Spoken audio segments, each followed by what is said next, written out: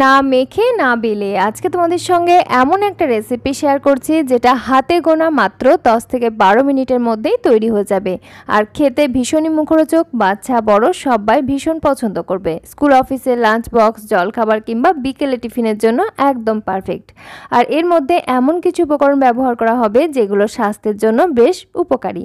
দেখছো simple cuisine Bangla, আমি আলিয়া। আমার চ্যানেল সিম্পল কুইজিন বাংলায় তোমাদের সবাইকে অনেক অনেক স্বাগত। তো রেসিপিটি বানানোর জন্য প্রথমে আমি এখানে মাঝারি সাইজের একটা মিক্সিং বোল নিয়েছি আর তার মধ্যে নিয়ে নিচ্ছি 1 মুঠো কুচনো বাঁধাকপি, 1 মুঠো কুচনো গাজর এবং 1 মুঠো কুচনো শসা। তার সাথে আরও কিছু সবজি আমি এখানে যোগ করছি, যেমন হচ্ছে 1 মুঠো কুচনো ক্যাপসিকাম একদম মিহি করে পাতলা করে কেটে নিয়েছি আর অর্ধেকটা পেঁয়াজ দিয়েছি, স্বাদ মতো কাঁচা লঙ্কা। এখানে আমি 1/4 চা চামচ লবণ দিয়ে প্রথমে সবজিগুলোকে হাত দিয়ে একটু ভালো করে মেখে নিচ্ছি। লবণটা প্রত্যেক সবজির গায়ে যেন ভালো করে মাখা হয়ে যায় সেই দিকে অবশ্যই খেয়াল রাখতে হবে এবং সবজিটা লবণ দিয়ে মাখিয়ে ঢাকা চাপা দিয়ে 2 থেকে 3 মিনিটের জন্য রেখে দিচ্ছি। তাতে করে কি হবে না, সবজি থেকে বেশ জল বেরিয়ে আসবে এবং সবজিটা অনেকটা নরম হয়ে যাবে। এটা ঢাকা হয়ে থাক এবং এই ফাঁকে আমরা অন্যান্য প্রিপারেশনগুলো করে নিই। এইবারে আমি একটা মিক্সিং বোল নিয়েছি আর এর মধ্যে নিয়ে নিচ্ছি ময়দা। আজকের রেসিপিটি আমি ময়দা দিয়েই বানাচ্ছি, তবে তোমরা চাইলে ময়দার পরিবর্তে এখানে আটাও ব্যবহার করতে পারো, রেজাল্ট কিন্তু একই হবে। 1/4 চা চামচ লবণ দিয়ে দিলাম আর যে কাপ মেপে ময়দা নিয়েছিলাম ওই কাপেরই 1 কাপ জল নিয়েছি এবং জলটা অল্প অল্প করে দিয়ে মিশ্রণটা খুব ভালো করে মিশিয়ে নিচ্ছি। প্রথমে শুকনো উপকরণগুলো একটা চামচের সাহায্যে ভালো করে মিশিয়ে নিলাম আর তারপরে জল দিয়ে গুলে একটা ব্যাটার আমরা তৈরি করে নেব। জলটা কিন্তু পুরোটা একবারে দেওয়া যাবে না, আমি ফার্স্টে হাফ দিলাম এবং তারপরে আবারও কিছুটা দিলাম এবং মিশিয়ে নিচ্ছি। যখন দেখা যাচ্ছে মিশ্রণটা একটু ঘন হয়ে যাচ্ছে সেই সময় আমি আবারও কিছুটা করে জল দিয়ে দিচ্ছি। তো 1 কাপ জল পুরোটা মেশানো হয়ে গেছে, তাতেও কিন্তু মিশ্রণটা আমাদের ঠিকঠাক হলো না, সেই জন্য আমি এখানে আরও 1 কাপ জল নিচ্ছি এবং দেখা যাক কতটা জল লাগে। আর এই জলটা কিন্তু ঠান্ডা বা গরম নয়, জাস্ট রুম টেম্পারেচারে যা জল সেই জলই কিন্তু এখানে আমি ব্যবহার করছি। আর ব্যাটারটা তৈরি করার সময় অবশ্যই ময়দাটা ভালো করে মিশিয়ে নিতে হবে যেন এর মধ্যে কোনো গুটলি বা ময়দার দানা অংশ না থেকে যায়। এই জন্য প্রথম থেকেই আমি একটু ভালো করে চামচের সাহায্যে এভাবে করে মিশিয়ে নিচ্ছি। তারপরে আমি আবারও 1 কাপ জল নিয়ে নিচ্ছি এবং এখান থেকে অর্ধেকটা জল দিলাম এবং এটাও মিশিয়ে নিয়ে আরও কিছুটা জল দিয়ে দিচ্ছি। তো দেখো 2 কাপ জল কিন্তু পুরোটা লাগলো না, 2 কাপের থেকে অল্প কিছুটা জল কিন্তু বেঁচে রয়েছে। এই পরিমাণ জল লাগলো। তোমরাও এই ঘনত্বের একটা ব্যাটার তৈরি করে নেবে, দেখবে আশা করছি এরই কাছাকাছি জল লাগবে। তবে সব ক্ষেত্রে কিন্তু জলের পরিমাণটা একই হয় না, 1 কাপ ময়দার জন্য অনেক সময় 2 কাপ জল লেগে যায় কিংবা অনেক সময় তার থেকে কিছুটা কমও লাগতে পারে। এরকম একটা পাতলা ব্যাটার তৈরি করে নিচ্ছি আর এই ব্যাটারটা কিন্তু রেস্টে রাখার কোনো প্রয়োজন নেই, সাথে সাথেই কিন্তু আমাদের এই রেসিপিটা তৈরি করা যাবে। এই জন্য এই রেসিপিটা কিন্তু চটজলদি যে কোনো সময় কিন্তু হঠাৎ করে বাচ্চার খিদে পেয়ে গেলে তৈরি করে দিতে পারো। ব্যাটারের ঘনত্বটা দেখো, ঠিক এরকম একটা সেমি থিক ব্যাটার তৈরি করে নিতে হবে। আমি একটা ডাবু হাতার সাহায্যে দেখিয়ে দিচ্ছি। এই দেখো অনেকটা রানি, একদম পাতলা না আবার খুব বেশি ঘনও না। হাতাতে একটা পাতলা লেয়ার তৈরি হয়ে যাবে আর আঙুল দিয়ে কেটে দিলে এরকম ধরনের একটা রেখা তৈরি হবে। ঠিক এইরকম একটা ব্যাটার তৈরি করে নেবে। ব্যাটার আমাদের পুরোপুরিভাবে তৈরি হয়ে গেছে, এটাকে এখন এক সাইডে রেখে দিলাম। এইবারে একটা ছোট বাটির মধ্যে নিয়েছি 2টো ডিম, সাদা অংশ এবং কুসুম অংশ সহ। তার সাথে আমি এই ডিমটার পরিমাণে লবণ দিলাম, চিলি ফ্লেক্স দিলাম, কুচনো কাঁচা লঙ্কা দিলাম এবং অর্ধেকটা পেঁয়াজ কুচি দিয়েছি। পেঁয়াজটা একদম মিহিভাবে কুচিয়ে নিয়েছি। তোমরা এখানে ঝালের পরিমাণটা অবশ্যই নিজেদের স্বাদ মতো দেবে, চাইলে গোলমরিচের গুঁড়ো ব্যবহার করতে পারো। তারপরে ডিমটাকে আমি একটা কাঁটা চামচের সাহায্যে খুব ভালো করে ফেটিয়ে মিশিয়ে নিচ্ছি।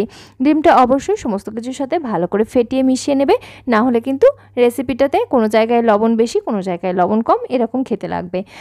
ডিমের মিশ্রণটাও তৈরি হয়ে গেছে, এটাকে আমি এখন এক সাইডে রেখে দিলাম।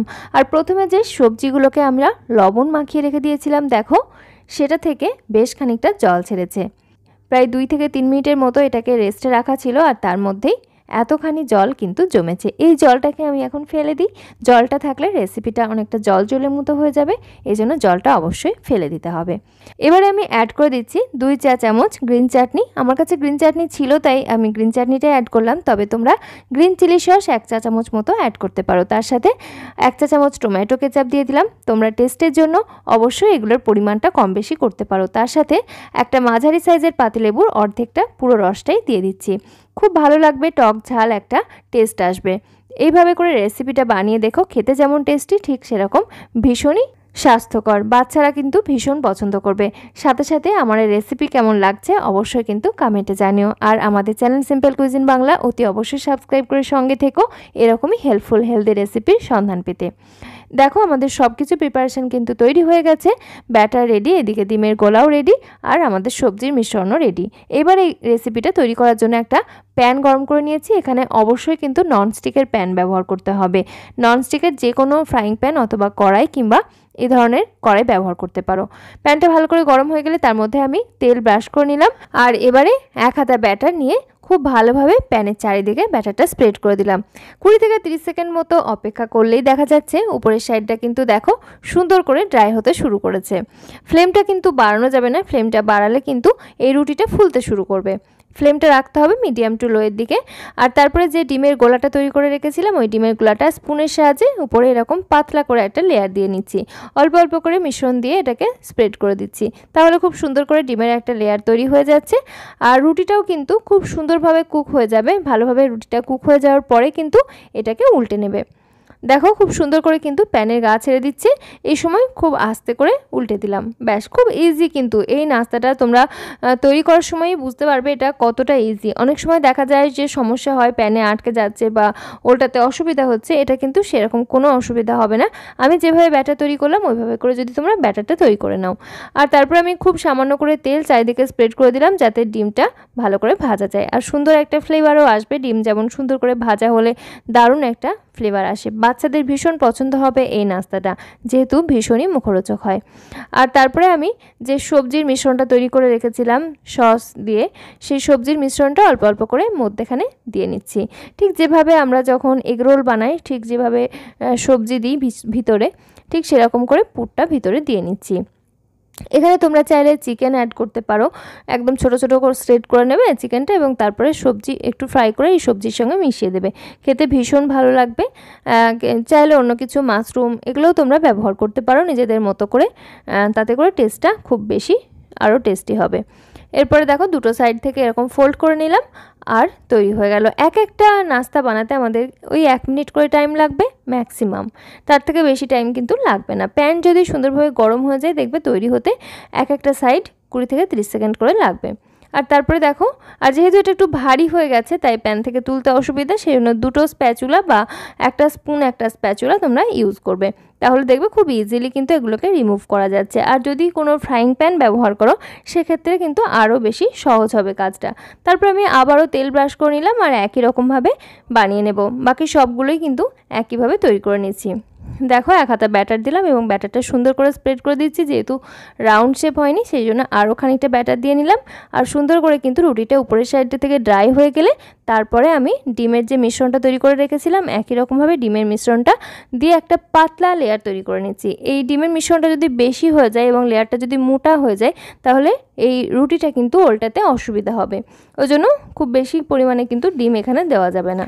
আর তারপরে দেখো ডিম অ্যাড করার পর ডিমটাও কিছুটা কুক হয়ে গেছে, মোটামুটি একটু ড্রাই হয়ে গেছে, সেই সময় কিন্তু রুটিটাকে উল্টে নেব। আর দেখো কত ইজিলি কিন্তু এটা প্যান ছেড়ে দিচ্ছে। এভাবে করে আস্তে করে উল্টে নিলাম আর তারপরে একই রকমভাবে আমি খুব সামান্য পরিমাণ তেল চারিদিক থেকে স্প্রেড করে দিলাম যাতে ডিমটাও সুন্দরভাবে কুক হতে পারে।